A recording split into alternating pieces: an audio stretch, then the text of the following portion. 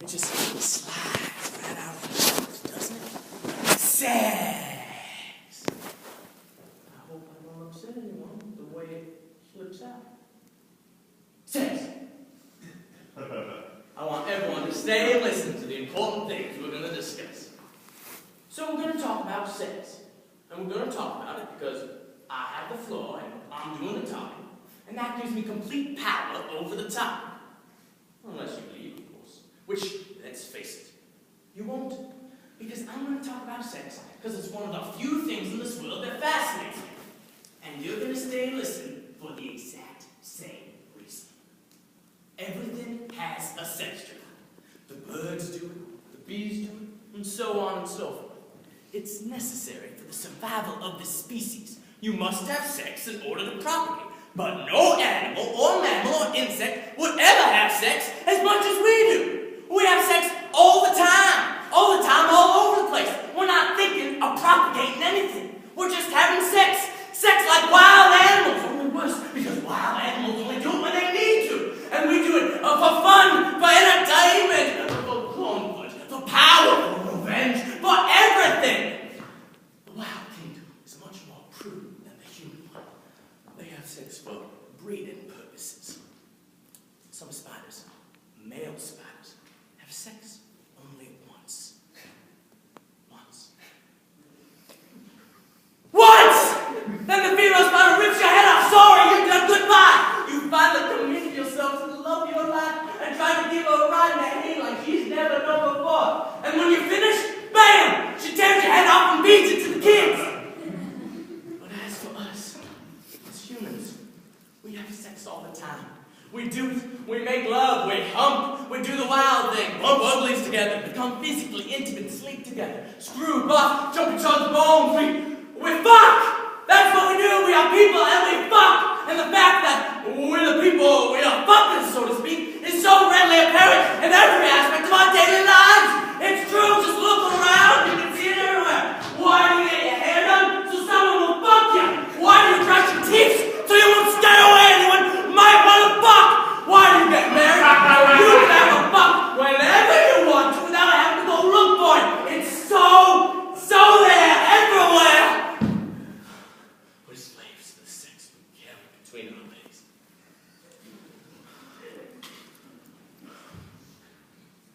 You can try and talk your way out of it. You can become a nun or a monk. You can try to hypnotize yourself, but no matter what you do, what you say, there's no escaping sex! The fucking, the fuckers and the fuckies, the cock, the pussy, and everything that comes in between!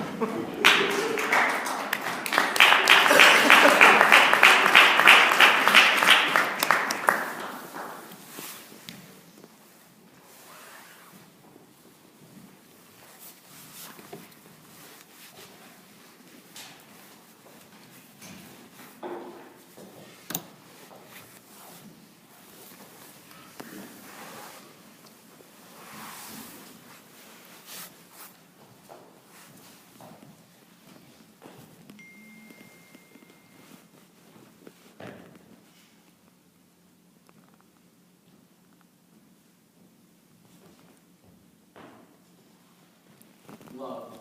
Love. Love. Love. Love. I love my wife. I love my husband. I love my boyfriend. I love my fabulous self. I love my dog.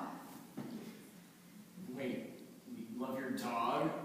You can't say that here. Why not? My dog is cool. I love my boyfriend so much. I love my husband, but there are days. There are some days. She can talk about her dog if she wants to. Come on. It's not the same loving a dog. You've got the wrong form. This is love, forever love, like I have with my wife. Oh, please. I mean, I love him, my husband. But some days, I just want to kill him. I just want to chop him up and bury him in the backyard. I love my dog. Let me talk about my dog. I don't want to hear about your dog. I love my boyfriend so much that sometimes I can barely breathe. Let her talk about her dog. She loves her dog.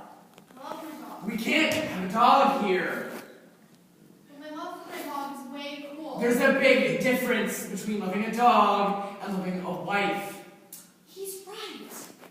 Loving a dog is much better. That's how much I love my husband. That I don't kill him. That's the measure of my love for him. That I don't stab him to death in the middle of the night. He's lucky I love him like I do. You know what I would love? I would love to put my fist right into your face. Sometimes when I haven't talked to my boyfriend in a couple hours, I get all panicked because I love him so much. And sometimes when I call him at work and he doesn't come to the phone right away, well, I start to hyperventilate. And then someone has to put a bag over my head or I'll pass out because I love him so much.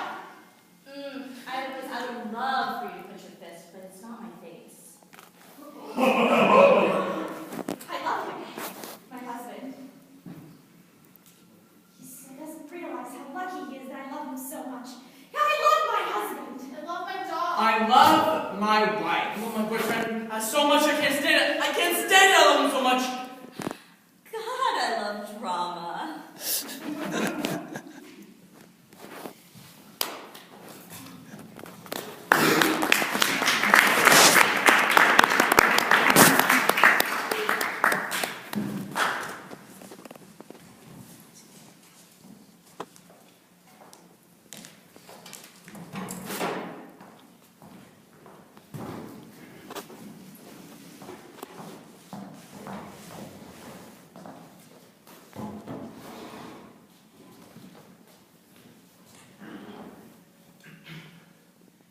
Now, Ronnie, your mother and I decided it was time to sit you down and have an important talk.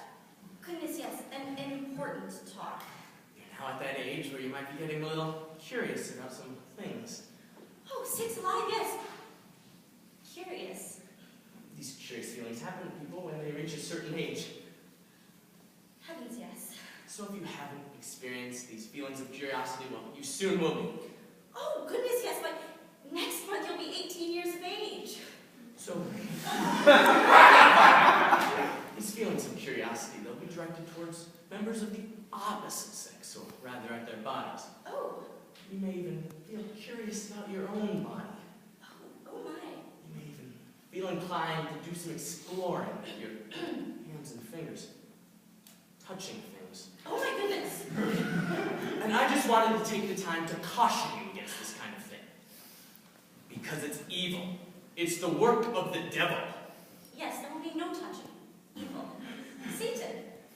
Now, the good book tells us that a man and a woman have a special purpose, to form a spiritual union, and to have children, and that it's a duty, not a pleasure. Why, to do that kind of thing just for kicks and giggles? That's a sin.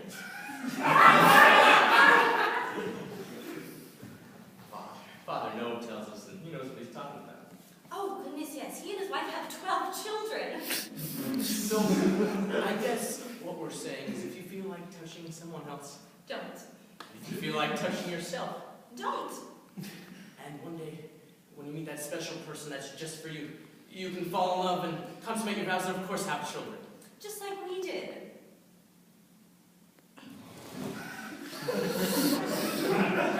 All without anyone touching anyone. Just like we do. I'm glad to get this talk.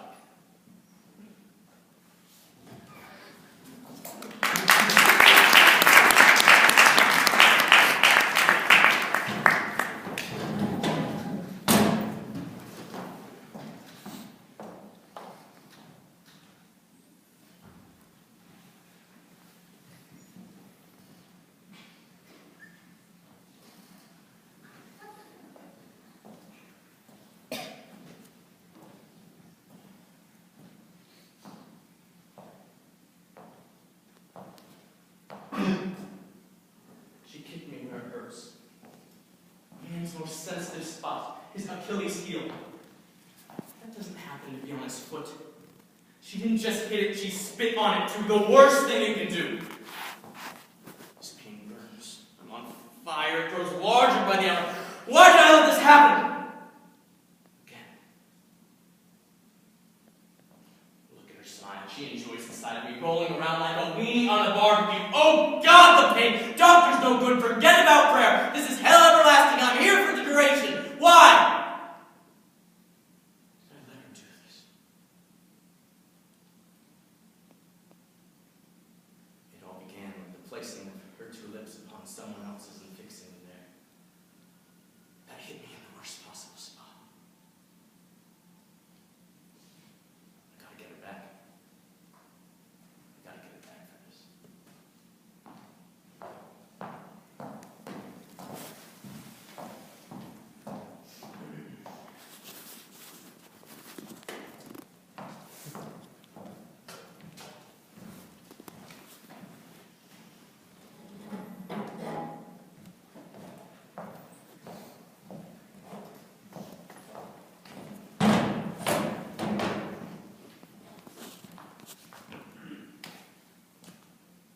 Nice guy.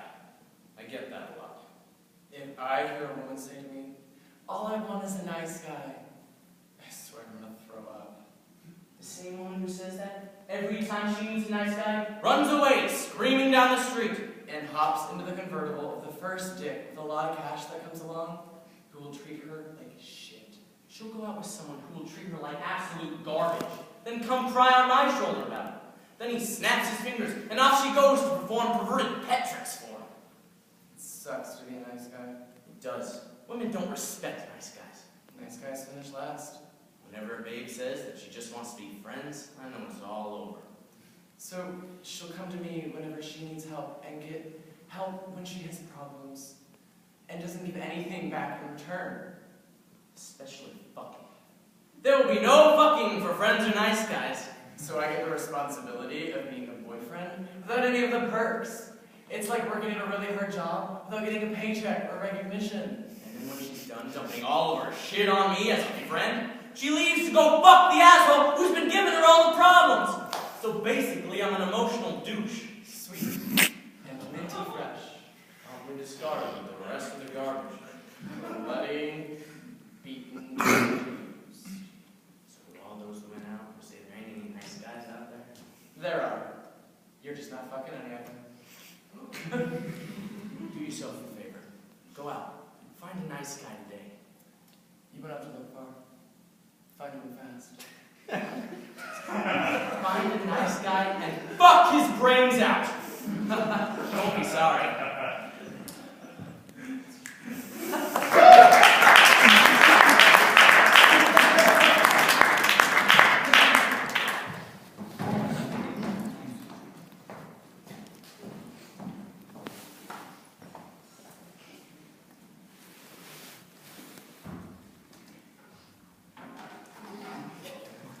Gentlemen, I have a question for each and every one of you.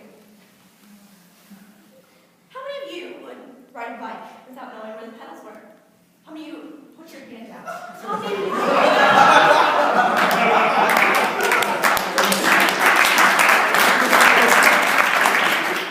How many of you would drive a car without knowing which was the gas and which was the brake? How many of you would ever get on an airplane operated by a pilot that didn't know which way was up or which way was down? Gentlemen, you would not. So why then did you insist on fumbling around in a woman's pants without knowing the first thing that is contained therein? Gentlemen, if you want to make a woman happy, and if you are here, let's assume that you do, you must know the vagina. This, gentleman, is the vagina. It is not a toy. It is not a slinky or a rubber ducky. It is a vagina and must be dealt with accordingly. Think of the vagina like a ship. When you can sail around the world if you take care of it just right. You don't abuse it, take it out in nasty weather, and you always ask permission before boarding. But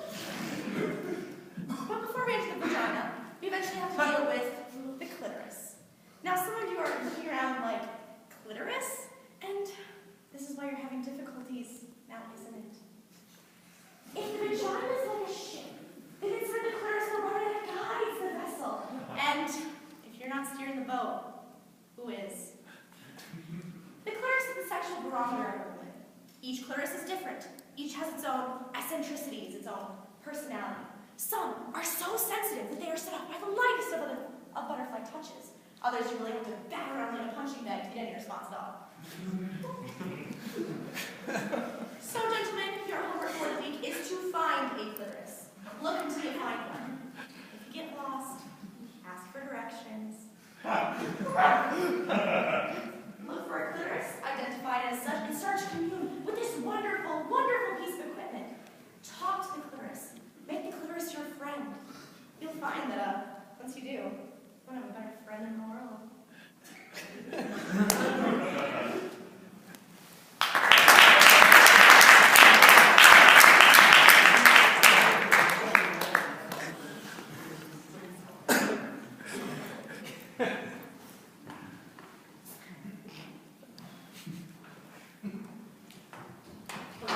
Listen up, you men. We're here to say our piece. We're here to make a stand. We're here to draw a line in the sand because this male bullshit is completely out of hand.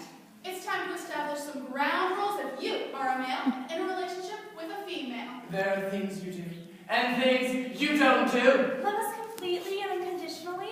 That is something you do. Fuck somebody else while in a relationship with one of us? Something you don't do. What you don't know won't hurt her. I don't think so. She just doesn't understand me. Bullshit! Get it straight, Buster. The time for reindeer games is over. We won't be talked down to. We won't be objectified. We won't be used or cheated on. If you're in a relationship with one of us, you had better treat us as an equal partner. Remember birthdays and anniversaries all on your lonesome. Remember to ask me what I think, not assume. And by God, if you are going to love me, you had better love me good.